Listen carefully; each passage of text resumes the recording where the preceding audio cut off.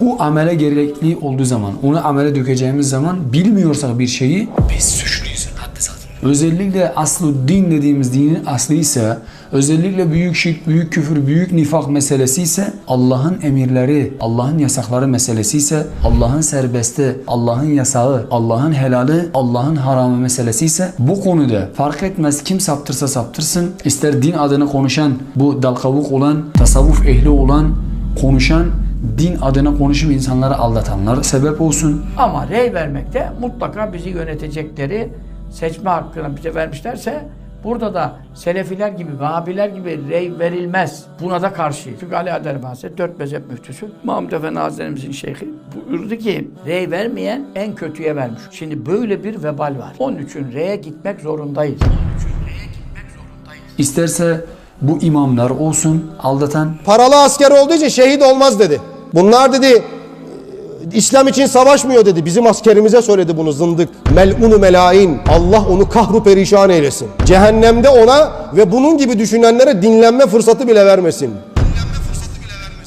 İsterse dünya hayatı olsun, isterse kendi nefsi, kendi heva ve hevesi, isterse işi, meşguliyeti onu bu cahillikte bırakmışsa, buna vesile olmuşsa fark etmez.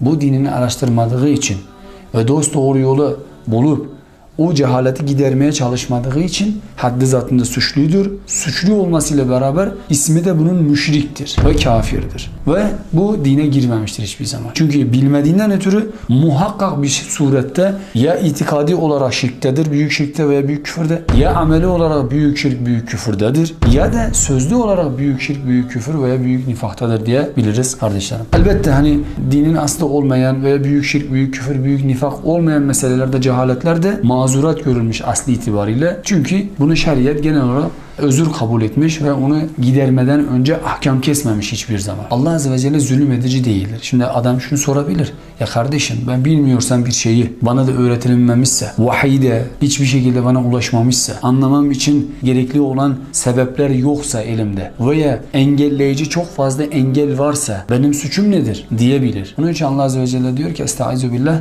وَمَا كُنَّا مُعَذِّب۪ينَ حَتَّى نَبْعَثَ رَسُولًا. Biz her bir ümmete bir peygamber göndermeden önce onları yakalayacak değiliz, azap edecek değiliz diyor. Başka bir ayet-i kerimede de Allah Azze ve Celle diyor ki وَلَقَدْ بَعَثْنَا ف۪ي كُلِّ اُمَّةٍ رَسُولًا. Yemin olsun ki biz her ümmete birer birer elçi gönderdik. Birer birer uyarıcı gönderdik. اَنِ اَعْبُدُ اللّٰهَ وَاجْتَنِبُ الطَّاغُوتِ. Sadece Allah'a kulluk etsinler ve tağutlardan da iştinab etsinler diye umumi bir ayetimiz var elimizde. Demek ki umumen tüm nesillere, tüm kavimlere, tüm ümmetlere peygamber yani uyarıcı ve müjdeleyici olarak bir elçi gelmiştir.